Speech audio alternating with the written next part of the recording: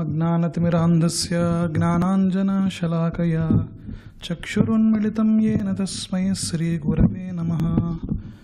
श्रीचैतन्यमनोभीष्टं स्थापितं येन भूतले स्वयं रूप कदा मह्यं ददाति स्वपदान्तिकं। वन्देऽहं श्रीगुरो श्रीयुतापदकमलं श्रीगुरून् वैष्णवांश्च। श्रीरूपं साग्रजातां सहगणा रघुनाथान्वितं तं सजीवं साद्वैतं सावधूतं परिजनसहितं कृष्णचैतन्यदेवं श्रीराधाकृष्णपादान् सहगणा ललिता श्रीविशाखान्वितांश्च। हे कृष्ण करुणा सिंधो दीनबंधो जगत्पते गोपेश गोपिका कांता राधा कांता नमोस्तुते। तप्त कांचन गौरांगी राधे वृंदावनेश्वरी वृषभानुसुते देवी प्रणमामि हरिप्रिये। वाञ्छाकल्पतरुभ्यश्च कृपा सिन्धुभ्यैव च पतितानां पावनेभ्यो वैष्णवेभ्यो नमो नमः। जय श्री कृष्ण चैतन्य प्रभु नित्यानंद श्री अद्वैत गदाधर श्रीवासादि गौर भक्तवृंद। हरे कृष्णा कृष्णा कृष्णा हरे हरे, हरे Ram Ram Ram Hare Hare. Hare Krishna. Thank you all for attending on this Saturday Satsang program. So we'll move to the next part of our program, which is discussing on Sri Isopanisad. So to continue the tradition of our founder Acharya Srila Prabhupada, so when Srila Prabhupada was giving Isopanisad classes, he would recite the entire Isopanisad with all his disciples, and then we'll discuss on Mantra-12. So to continue the same thing, we'll just go through all verses once. We all can recite together. Okay. Yeah. Om Purnamadah Purnamidam Purnat Purnamudachyate Purnasya Purnamadaya Purnamevavasishyate. ईशावास्यमिदं सर्वं यत्किञ्च जगत्यां जगत् तेन त्यक्तेन भुञ्जीथा मा गृधः कस्य स्विद्धनं। कुर्वन्नेवेह कर्माणि जिजीविषेत् शतं समाः एवं त्वयि नान्यथेतोऽस्ति न कर्म लिप्यते नरे। असुर्यानामते लोका अन्धेन तमसावृताः तांस्ते प्रेत्याभिगच्छन्ति ये के चात्महनो जनाः। अनेजदेकं मनसो जवीयो नैनद्देवाप्नुवन् पूर्वमर्षत् तद्धावतोऽन्यानत्येति तिष्ठत् तस्मिन्नपो मातरिश्वा दधाति। तद्येजति तन्नैजति तद्दूरे तद्वन्तिके तदन्तरस्य सर्वस्य तदु सर्वस्यास्य बाह्यतः। यस्तु सर्वाणि भूतानि आत्मन्येवानुपश्यति सर्वभूतेषु चात्मानं ततो न विजुगुप्सते। यस्मिन् सर्वाणि भूतानि आत्मैवाभूत्विजानतः तत्र को मोहः कः शोकः एकत्वम् अनुपश्यतः। सपर्यगात् शुक्रमकायमव्ययम् अव्रणम् अस्नाविरं शुद्धमपापविद्धं कविर्मनीषि परिभूस्वयंभूर्याधात्यतोर्धान् व्यददात् शाश्वतीभ्यः समाभ्यः। अन्धं तमः प्रविशन्ति ये विद्यामुपासते ततो भूय इव ते तमो याउ विद्यायां रताः। अन्यदेवाहुर्विद्यया अन्यदाहुरविद्यया इति शुश्रुमधीराणां येनस्तद्विचचक्षिरे। विद्यां चाविद्यां च यस्तद्वेदो भयं सः अविद्यया मृत्युं तीर्त्वा विद्ययामृतमश्नुते। अन्धं तमः प्रविशन्ति ये सम्भूतिम् उपासते ततो भूय इव ते तमो याउ सम्भूत्यां रताः। अन्यदेवाहुसम्भवात् अन्यदाहुरसम्भवात् इति शुश्रुमधीराणां येनस्तद्विचचक्षिरे। सम्भूतिं च विनाशं च यस्तद्वेदो भयं सः विनाशेन मृत्युं तीर्त्वा सम्भूत्यामृतमश्नुते।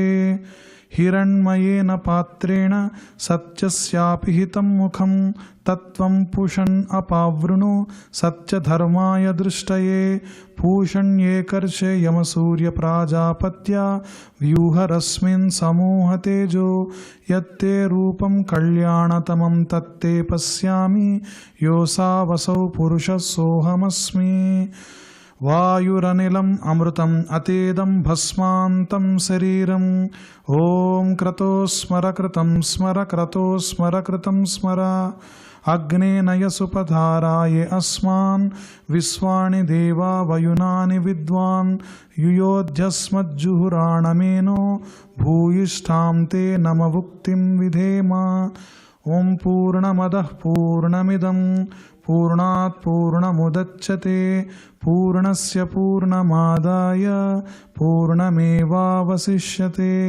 हरे Krishna Krishna Krishna Hare Hare Hare Ram Ram Ram Hare Hare. Thank you everyone. So this is Sri Isopanisad. So we'll go into Mantra-12. So we are in that now we are in the last sections. So if you see, there is a theme that repeats in Isopanisad, which is Mantra 9, 10, 11. Andham tamah pravishanti ye vidyam upasate tato bhuyevate tamo yav vidyayam rataha. So we have seen that discussion between vidya and avidya. So the same, like andham tamisha pravishanti ye vidyam upasate tato bhuyevate tamo yav vidyayam rataha. Then anya devahur vidyaya anyadahur avidyaya iti sushramatheeranam yenas tat vichachakshare. Mantra 10. And mantra 11, vidyam cha vidyam chayas tad vedobhayam saha avidyaya mrutyam tirtha vidyaya mrutamasnute. So like how that three mantras which discuss vidya and avidya, now we are going into the right and wrong upasana for worshipping Ishvara, which is said in terms of sambhutim and like sambhuti and asambhuti. So same, you can, like if you memorize 3, you can memorize these 3 also. Here also it repeats 12, 13, 14 repeats like andham tamah pravishanti ye sambhutim upasate tato bhuyevate tamo yahu sambhutyam rataha. And same the other 2 also. So we'll go into the today's mantra. You can repeat after me. Andham tamah pravishanti ye sambhutim upasate tato bhuyevate tamo yahu sambhutyam rataha.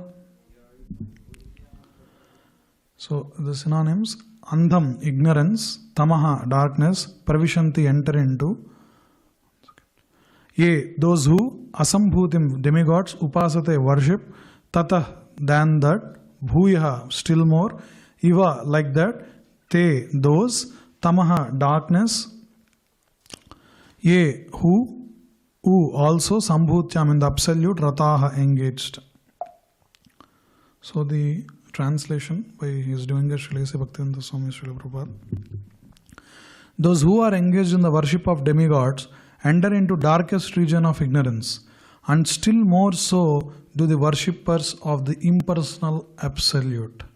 So this sambhuti and asambhuti, we have to see from which verse it is speaking from. So in that context, Srila Prabhupada gives in mantra number 12, he speaks about the difference between the demigods and impersonal absolute.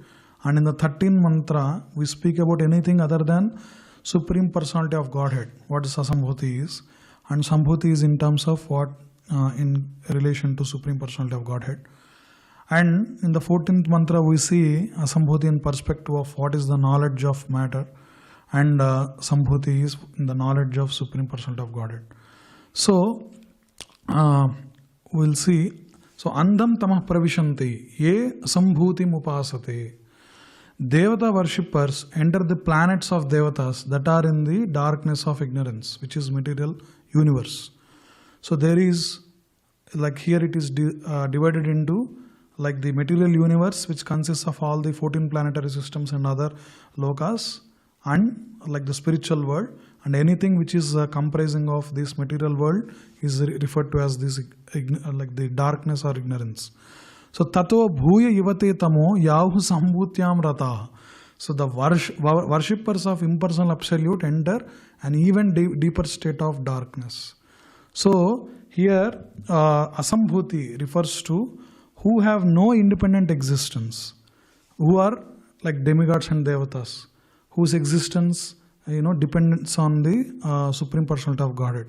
There are different scriptural references for it, like where each devata relies on like Hari for everything. We'll go into more of these details. Sambhuti, absolute personality of Godhead, independent of everything. So that's what it said. So in the purport of this mantra, so from here, so many of the concepts of like Hare Krishna movement or Gaudiya Vaishnavism, in terms of like whatever we give in other lectures, that foundations will be established in these mantras, especially in terms of what's the different practices that are there. Srila Prabhupada also accounts for many references from Bhagavad Gita and other literatures as well. So we'll go through as many as we can. So one of the things that we speak here in the first 3 paragraphs that Prabhupada tells is about demigods and rishis misunderstand the absolute truth to be impersonal. So if we are thinking that the understanding of Supreme Personality of Godhead comes from going to some greatest demigod might have understood it, or the greatest demon might have understood it, so even for them the knowledge of absolute could be it's not achievable. So to quote that, Srila Prabhupada gives the reference from Bhagavad Gita, Name vidu suraganaha prabhavam na maharshayaha aham adirhi devanam maharshinam cha sarvasaha. Neither the hosts of demigods nor the great sages know my origin or opulences, for in every respect I am the source of the demigods and sages. So Krishna says this in Bhagavad Gita. And so this is Bhagavad Gita 10.2. So we also, like in the Mangalacharan verses, sometimes I quote this verse very often. This is in the last chapter of Srimad Bhagavatam also. Yam Brahma Varunendra Rudra Maruta Stunvanti Divyaistavaihi Vedai Sangha Kramopanishadair Gayantu Yam Samagah Dhyana Vastita Tadgatena Manasa Pashyanti Yam Yogino Yasyantam Na Vidussura Suragana Devaya Tasmai Namaha. It also starts with Yasyantam Na Vidussura Suragana Devaya Tasmai Namaha. So why this verse I said is, in that verse when he is offering the oblations to the Supreme Personality of Godhead, Lord Hari, he says, Yam Brahma, Varuna, Indra, Rudra, Maruta, all the Devatas, Stunvanti Divya Stavaihi. They constantly glorify you with these Divya Stavas, which are comprised of Vedai, Sangha Padakrama Upanishadair, Gayantu Yam Samagaha. So it is said in some of the Puranas that Lord Hari likes to listen the Samaganam, they say. That means like recitation of Samaveda and so on. So all these which are performed for pleasing Lord Hari by these demigods, so to that Lord, and Dhyana Vastita Tadgatena Manasa Pashyantiyam Yogino. So those yogis who does extreme austerities and tapasyas for 500 years approximately of Ashtanga Yoga, they see which God in their Tadgatena Manasa, in their heart region. And Yasyantam Na Viduhu, Viduhu with the word is knowledge. Surasura Ganaha, to that Devaya Tasmai Namaha. So that Lord is not understandable, like he cannot be understood by if you are a greatest demigod or a greatest demon. That's what it says. So many of the like pastimes from Srimad Bhagavatam also we see that Indra sometimes mistake like Vrajavasis and Krishna to be just an ordinary human being, or like just a earthly king, and they commit these offenses, even Brahma Vimohan Leela, like that, and then they realize that this is the Supreme Personality of Godhead. So like that repeatedly through many pastimes that we see that Lord is not something that you can just sit in some posture and understand it by exerting some extreme austerities that you understand it. So there are some verses from Shruti mantras itself that says actually the knowledge who obtains that Supreme Personality of Godhead sometimes has to be given by the Lord Himself. So that mercy also to be there. So we see from these scriptures like Brahma Samhita, where it is said that He is the cause of all causes. And through mental speculation about what could be absolute, one cannot reach it. So that is what it is said. And so how do we know it? Only the Lord can be revealed by process of bhakti, by devotion itself. And that's why His form and His activities and who He is revealed to the Mahajanas. So the greatest devotees understand who the Supreme Personality of Godhead is. For example, I'll tell, if you see in Mahabharata, when Bhishma was Bhishma was on the Sarapanjara, Ampasaya, which are the arrow bed. So then Krishna actually brings Yudhishthir to Bhishma Dev. I will show those verses. It's there in the first canto of Srimad Bhagavatam. So Bhishma Dev will be sleeping on the arrow bed because he has this boon of Ichamriti, and he can choose his own time of passing. So he'll be waiting to take the final darshan of the Lord and speak all these offerings, and then he'll So I'll do it. Once I'll go, I'll do it. Okay. So then Krishna brings Yudhishthir to Bhishma Dev. Why I am saying is there are so many people who are in the Dhartarashtras, in the court of Dhritarashtra itself, who saw Krishna, but who cannot understand or realize the Paratattva of Krishna, he is the Supreme Personality of Godhead. They didn't realize it. People, many of the verses from Mahabharata, if you see, they know that Krishna is a mystic who performs some mysticism that they know. We can clearly see how Sekuni addresses Krishna, or anyone who addresses, they know he is a mystic.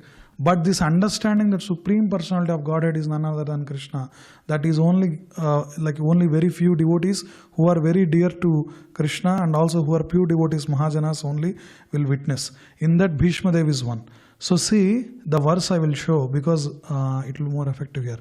When Yudhishthir is approaching, Yudhishthir and Krishna and other other rishis are all there behind them, and Bhishma is speaking from the arrow bed, Sarapanjara. Tasmadidam daivatantram vyavasya bharatarshabha tasyanu natha pahi prajah prabhoh. O best among the descendants of Bharata, Yudhishthira, I maintain therefore that all this is within the plan of the Lord. So why this context that Bhishma Dev is speaking these things is because Yudhishthir keeps on crying after the winning of the war. Also he feels extremely morose that it's because of him that this great war has happened, and this massive destruction of a dynasty has happened. He takes the blame on himself. But what Yudhishthir did and other Pandavas did is in aligning to the plan of Lord. And that's what Bhishma is also emphasizing, that concept, that all this is within the plan of the Lord. And he says, Tasyanu vihito anatha pahi praja prabho. He addresses Yudhishthir now as Prabhu. Why? Because now Yudhishthir is the king of all the empire. He is the emperor now. So accepting this inconceivable plan of the Lord, you must follow it. You are now the appointed administrative head, and my Lord, you should now take care of those subjects who are now rendered helpless. So you should, as a Kshatriya and as an administrative appointed head, it is your responsibility to take care of the people under you. So in Mahabharata, actually, Bhishma speaks of the Rajadharma also. What dharmas that one must perform as a king. And like that he is speaking. Then this is a very, very important verse. See what Bhishma Dev is saying here. Yeshavai Bhagavan Sakshat Adyo Narayanah Puman Mohayan Mayaya Lokam Gudas Charati Vrishnishu. Then looking at Lord Krishna, like Supreme Personality of Godhead, now Bhishma Dev is saying, Yeshavai Bhagavan Sakshat Adyo Narayano Puman. Sri Krishna is no other than the inconceivable original personality of Godhead. He is the Adyo Narayana, he is the Adi Narayana, he is the first Narayana, the supreme enjoyer. So all the Narayana avatars' source is Krishna, as emphasized in Sri Brahma Samhita also, that Bhishmadev is saying here.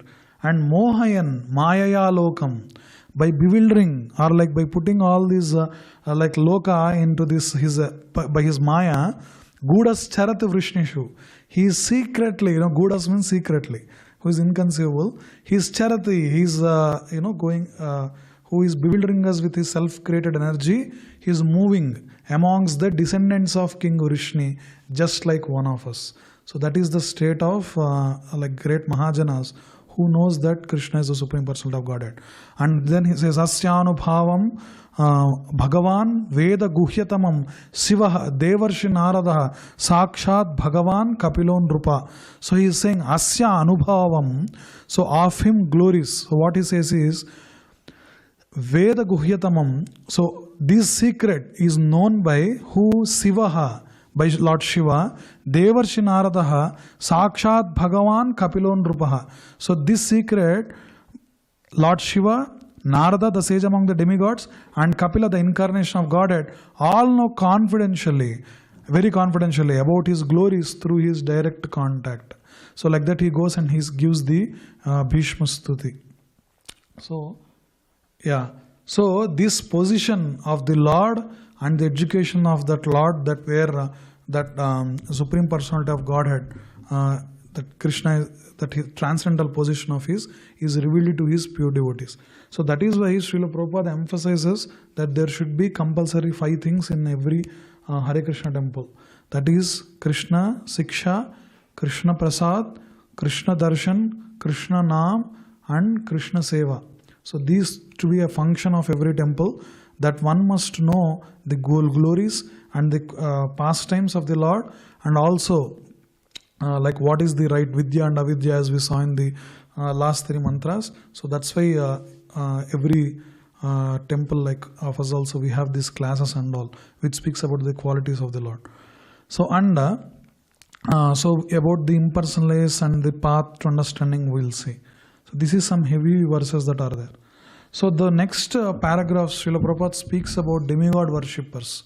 So why? So the demigod worshippers stay in the dark material world, as it said, like asambhutim and all that.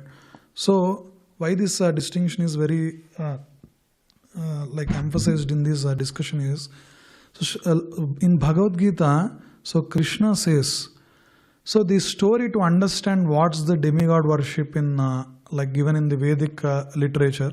So there is one analogy that is given by Chaitanya Charan Prabhu. So we should know the story of a prodigal son. I think many of you might have heard about this. That there is you can take a king. Let us take a king. So there is a king's son. Of course, king loves his son so much, and he has to be the next, like the successor of the kingdom and so on. So he loves his son so much, but that son is rebellious. So having these rebellious ideas, like also envious attitude also about his father, in terms of like the opulence that he is seeing from his father or something. Because of his rebellious nature, he abandoned the house or like the kingdom of like basically his palace from the king, and then he is going on into the streets and wandering about, and he is going through so many like troubles, because there is no protective head over him. And then he realizes that whatever his father has been doing for him is for his own welfare. This is a story of prodigal son. So it's not a king, just like a father and son. And then when that son returns back to his home, then the father will be waiting for him, and he will hug him and so on. So this analogy is very much given in our circles also. There is one more thing that Chaitanya Charan Prabhu tells. So once there is a prince, you can say, who like in the same mood ran away from the palace of the king, and then he is going through many of his villages, and is basically wandering through many places and so on. Then in one of the places there is one landlord that he comes across, and then he is a very nice person. So looking at the the miserable state that this prince is in, because he came off from the palace and he's trying to survive on his own. Then he he has the torn clothes, no proper food, and he's completely lost. So this landlord takes him and he gives him shelter, a nice accommodation, and take care of him well. So even this prince also likes this landlord a lot, like a fatherly person he sees it, because he uplifted him and so on. And then the story goes on that now they develop a bond, and then ultimately what this landlord says is he is actually the appointed minister by the king himself. And then he tells more about his father, why your father did so and so to you. It's because of your education, you need to know this if you want to be an upcoming king, and so on. That's why he has to enforce the discipline and some regulations. It's for your own welfare, like that he tells. Then because he has a favorable relationship with this landlord, and then before he revealing himself to be minister, then he also develops that attachment towards his father. Then he realizes that okay, what his father was doing to him was for his own welfare. Like that this prince also realizes, and then they all unite. And then later he comes to know that this landlord, whom he is very fond of and who developed relationship and so on, so he is none other than one of the ministers that king appointed to take care of his son. And because of the rebellious spirit of the son, he won't accept anything that king is providing. So he provided indirectly through this minister who is just like a landlord of that place. So this analogy is given as the demigod-god relationship to a jiva. So the jiva, when he is in Vaikuntha, came from the Vaikuntha and fell into this material well, and he is completely lost. There is the illusion that Maya is putting on you. And also there is a lack of proper education to reach to that position and so on. So the jiva is completely lost. And because he developed that envious relationship with Krishna, so there is a setup from the whole demigod system where you, then completely falling into a godless materialism, you come to a level, a step up into, engaging in some practices, the worship of the devatas. So we all know, I have been telling many examples from in the Isopanisad classes and so many instances that we've seen, that our Godhead given in the Sanatana Dharma is not just there is a God and there are beings, and it's not very empty like that, but the whole administrative system that is established by the Lord is elucidated. If you look through the scriptures like Srimad Bhagavatam, it's very elaborately discussed, where all this Prakriti, Mayadhyakshena Prakriti Suyate Sacharacharam, that Krishna also tells in Bhagavad Gita, that many of the elements that the Prakriti is actually under the commands of some devatas, and who are actually doing it for the pleasure of Lord Hari. So there is this whole hierarchy that is there. So Krishna tells in Bhagavad Gita, Kamaistair Hritagnanaha Prapadyante Anya Devataha Tam Niyamam Asthaya Prakritya Niyataha Swaya. Those whose intelligence has been stolen by the material desires surrender unto Anya Devatah Prapadyante, Krishna's word, what he uses, and follow the particular rules and regulations of worship according to their own natures. So suppose you are completely, even the 18 Puranas that are given by Vyasadeva, so 8 are,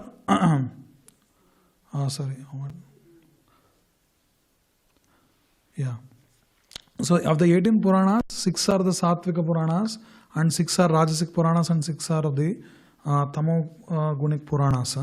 So basing on the nature, one attracts to a different devata, and you perform your puja and so on correspondingly.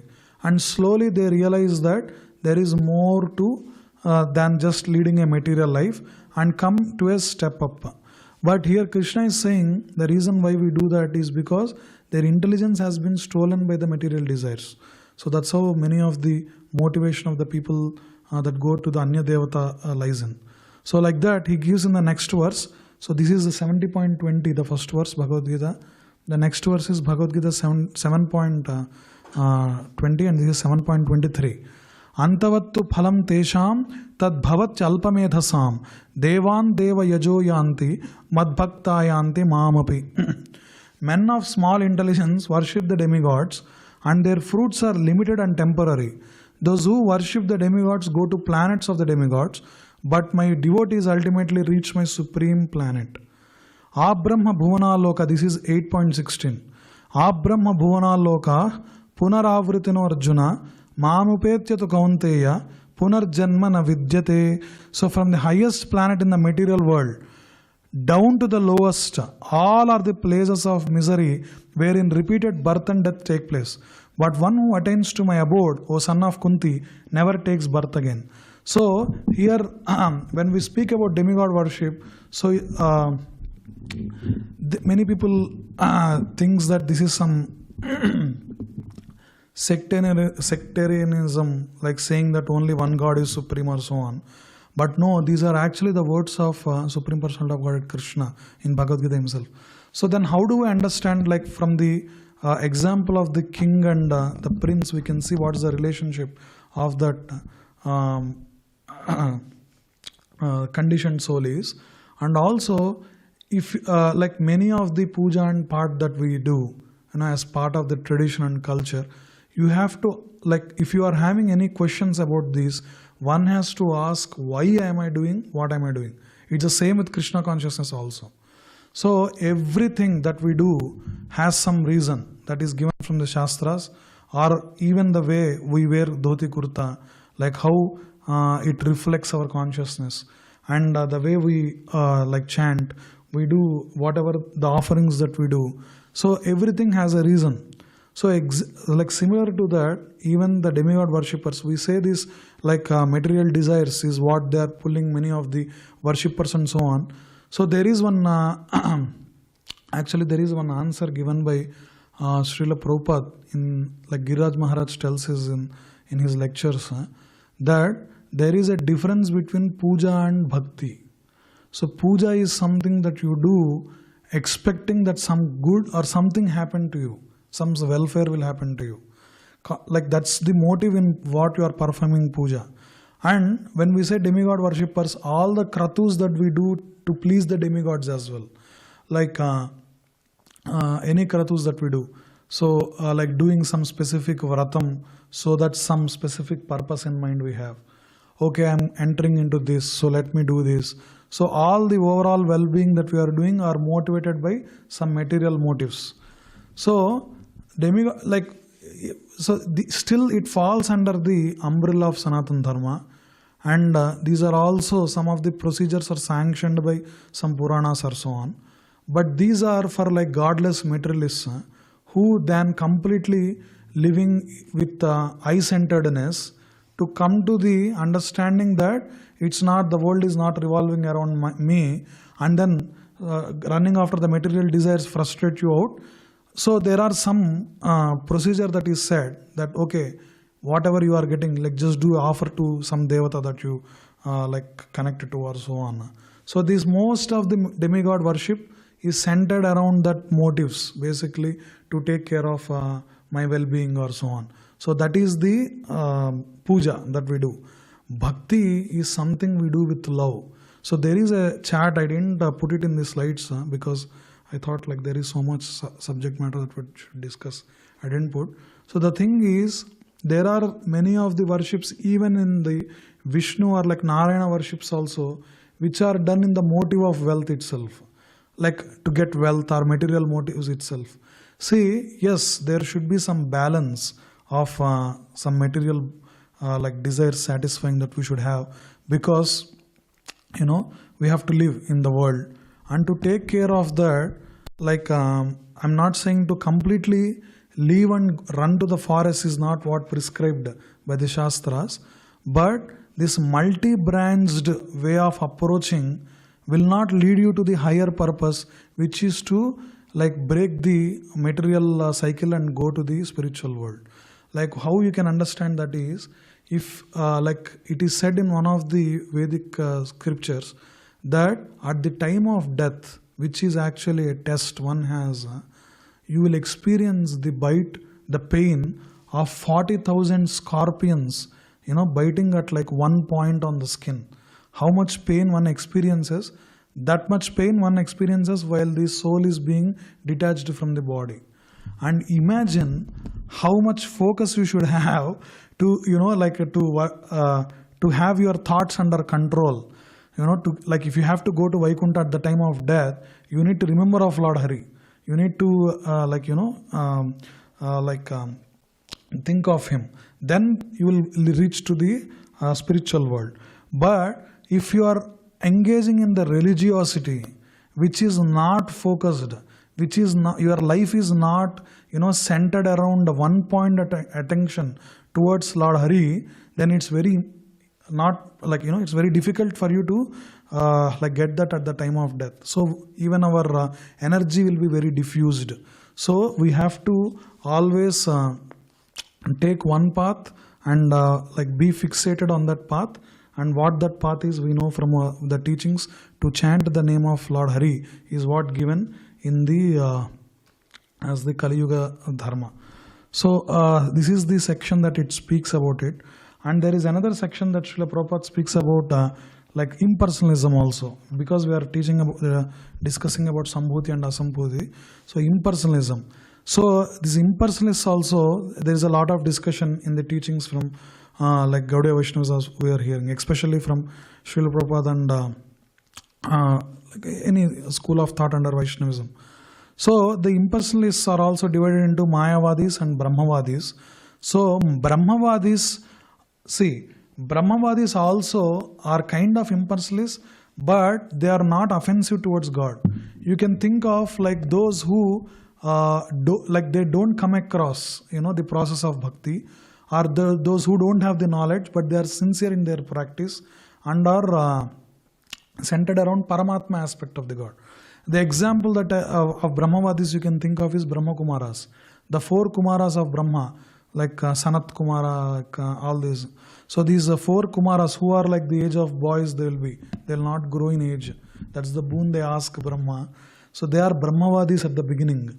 But once they come to the door of the Vaikuntha, they smell the tulasi that comes from the lotus feet of Vishnu, and then the symptoms of the devotional, the bhakti awakens in them.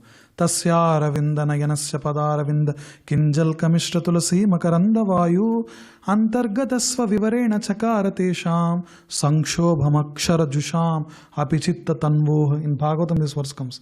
That is Tasya Ravinda Nayanasya Padaravinda Kinjal Kamishra Tulasi Makaranda Vayu. The aroma of tulasi that's mixed in the air coming from the lotus feet of Vishnu when is smelled by the Brahmakumars, then Antargata Sva Vivarena Chakaratesham Sankshobham Akshara Jusham Apichitta Tanvo.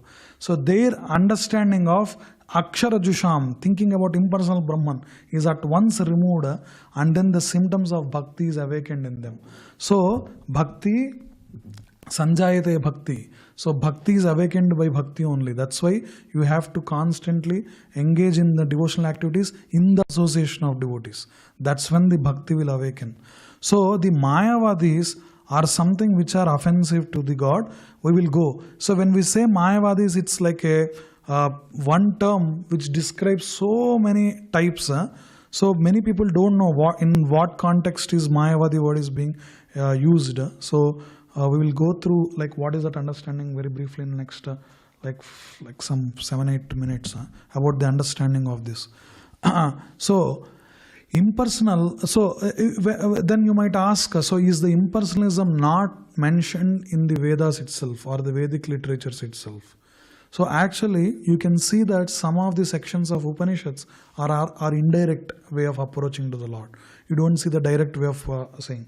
Even I said, right, Tadye jati tannai jati, taddure taddvantake, he moves, he doesn't move, he is close but far. But it speaks in a very indirect way. So what is that? So as I told you, the Vedic knowledge, especially the Karma Kanda section. Majority of the Vedic script, like the literature, especially in the Vedas, it consists of many rituals basically of the yajnas that one has to do.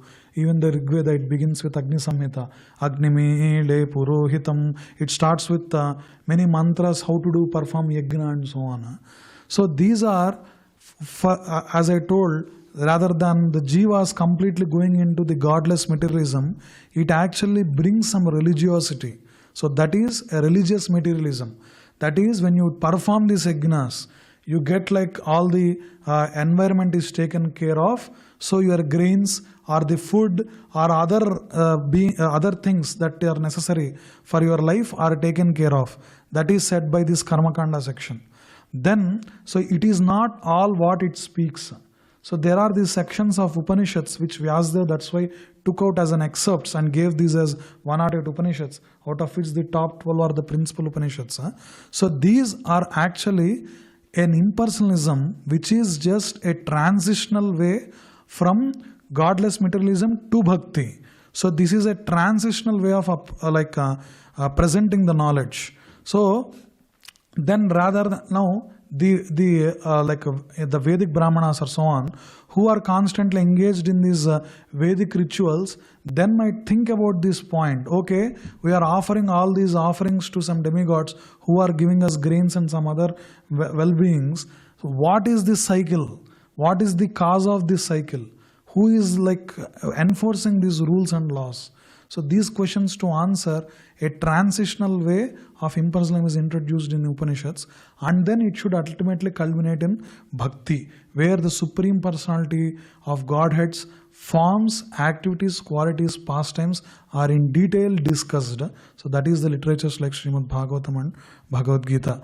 So the Mayavada majority comes from, so there was a section after the Kali Yuga begins. We will see how like a brief timeline I'll give to understand why this Mayavada Khandana is heavily done when spiritualists are speaking, I will say. So basically when there is this fall, especially when the Kali Yuga is beginning, there is a decline of proper Varnashrama system that is happening, and Brahmanas who are supposed to be guiding, so all the religious orders are completely disrupted, and you can see that majority of the practices are which are including the animal sacrifices especially were increased to a very greater extent.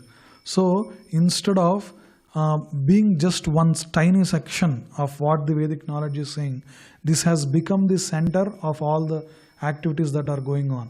So to put a temporary stop to that bleeding, so like Lord Hari comes as Buddha and he gives this Sunyavadi, that is voidism, that is there is nothing, like if anyone asks about what is after death, so he gives this, there is nothing, so he won't go into any of the meta reality, like which is beyond the material world that is there, and he will be confined to the established the laws of morality within the living beings itself, like at this present time.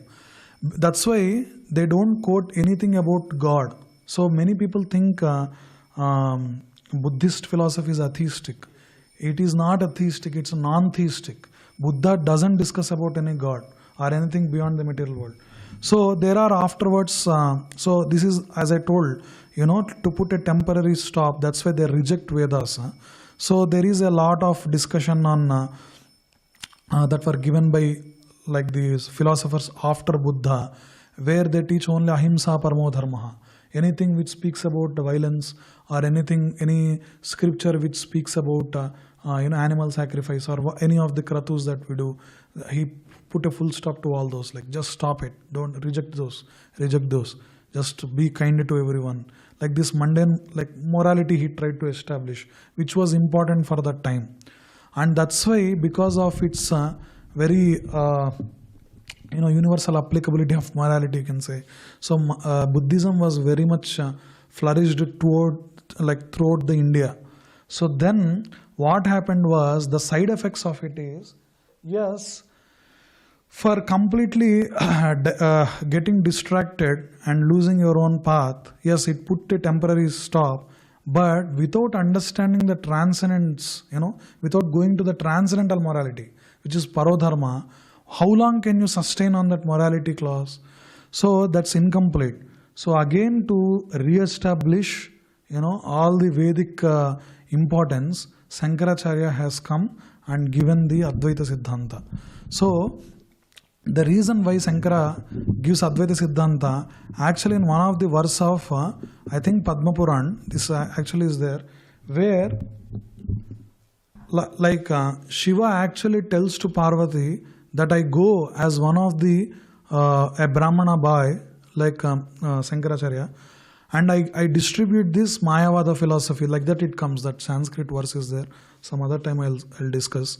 So where Shankaracharya goes through every philosophical place where there is Buddhism and then speaks to them and then debate with them, defeats them, and he drove Buddhism away and re-established all the worships of the temples according to the Vedas. So the Sunyavadi-ness, what the the voidism that Buddha brought, like Chaitanya Prabhu tells very nicely, where the Mayavadism, what Shankaracharya tells, is actually an intellectual clone of what the Sunyavadi philosophy that Buddha brought. So because there is a vast popularity of Buddhism in India, so Shankaracharya tells not a very foreign concept. He tells, oh, you are saying there is just void, oh, that exact quality is there with the Brahman. So then he speaks about the Nirguna Brahman, in terms of how the Brahman is also whatever you are seeing, so that the concept is relatable to the majority of the people. And he turned all the direction of the people towards Vedas again. That's why he established again the Shanmata Sthapanacharya, they say. He established all the 6 schools of thoughts.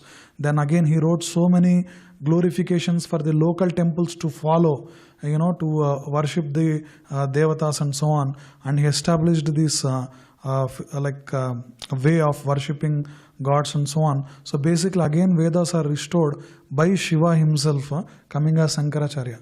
But there is a small problem here. The concept that Shankaracharya tells consists of some logical fallacies, that not just Vaishnavas, before the Vaishnavas itself, the contemporaries of Shankaracharya wrote a lot of treatises on them.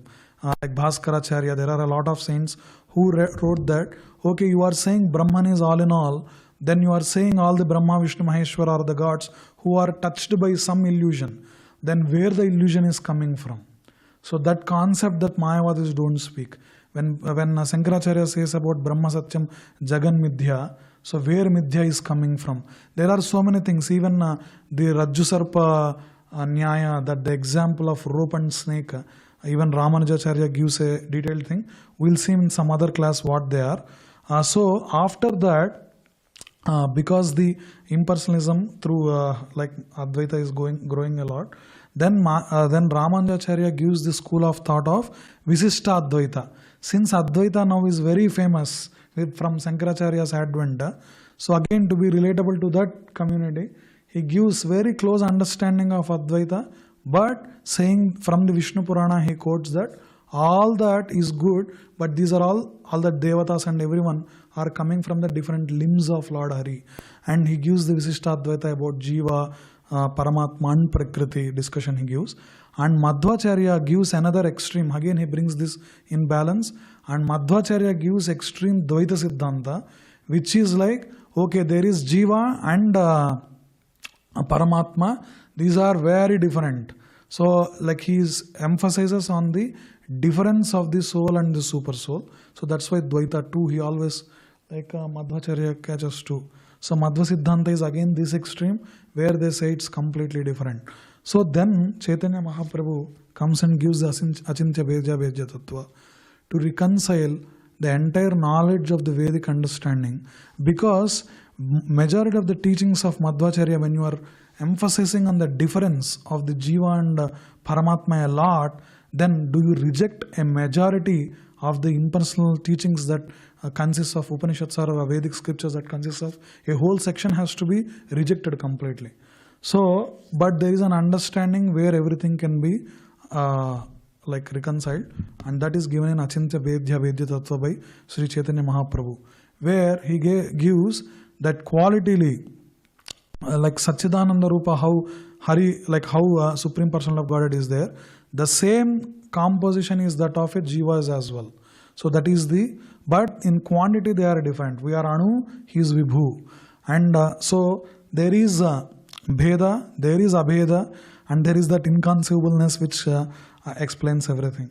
We'll go into more of these things in the subsequent sections.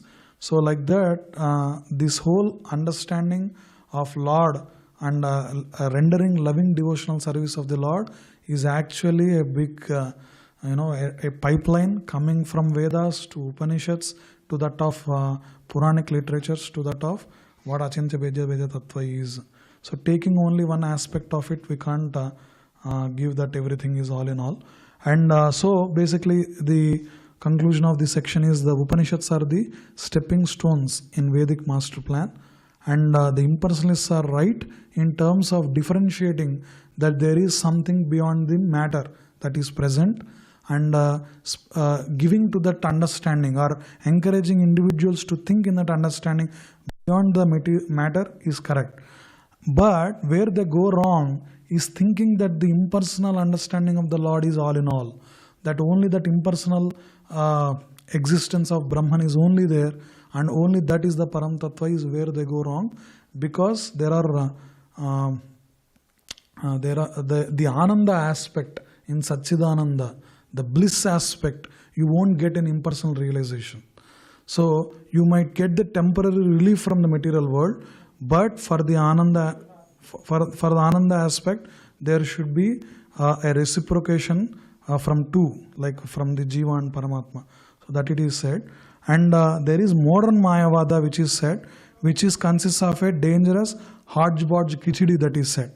That is, okay, there is the core Advaita Vedanta given by Sri Shankaracharya, and then there are grains of impersonalism drawn from Upanishads, and also like the khichdi that Chaitanya Prabhu gives, is also they take some of the concepts of the social service and spirit of nationalism, and all these they combine, and there are so many like organizations which because impersonalism actually encourages everyone to like it unites basically than going into different devatas or different demigods. So there is this rise of this modern Mayavada, where this is where like Srila Prabhupada and Bhakti Siddhanta Saraswati Thakur very strictly against, they oppose this, because this thinking that spice of this nationalism or social service, putting it higher than the bhakti or higher than the understanding of supreme absolute truth will completely derail the process of spiritual progress that a jiva does, and which is very dangerous. That's why you see a lot of discussion on it. So the conclusion is the Supreme Personality of Godhead is difficult to be understood by the great rishis and demigods, and can be realized only by the devotees. That's why we have to rely on Mahajana's words. That's why you have to study the words of like Prahlad Maharaj or Bhishma Dev or Kunti or all this like Gajendra prayers that is going on in Bhagavatam class, where these aspects of Supreme Personality of Godhead is in detail discussed. And even though you are going into like any demigod's planet, like Surya, Lokam, Sagachat, any stotra that you take, you go to different demigod planets that they said. Even then you are bound in this material world itself, because their positions are itself are temporary. Like we know the position of Indra and even Brahma is temporary. So it's not a permanent aspect of a position that a jiva should aspire for. And so the solution to it is rendering one-pointed focus of bhakti to Krishna. That is the ultimate goal of spirituality. So one last poem I conclude. So that's why Kulasekar Alvar writes in Mukundamala Stotram, Samsara Aranava Mahapadurma Bahulam. What it starts. He martya paramam hitam srunutavo vakshami sankshepata. That is, hey martya, O mortal man. Srunutavo, please listen. Vakshami sankshepata. I will tell you in a very concise form. Samsara arnavam apadurmi bahulam samyak pravishya sthita. This samsara is apadurmi bahulam. It consists of many troubles and problems, and it's a vast ocean that we cannot cross. Nana gnanam apasya chetasi namo narayanayatyamum. Stop perceiving through different means of knowledges. Nana gnanam apasya chetasi. Stop pursuing all that. And namo narayana yatyamum mantram sa pranavam pranama sahitam pravartayadhvam muhu. Because his mantra is Om Namo Narayanaya, he is saying, please chant the name of Om Namo Narayanaya like that. For us, the equivalent is Hare Krishna Maha Mantra, which is given. So, with this, I conclude the class. Thank you so much for patiently sitting.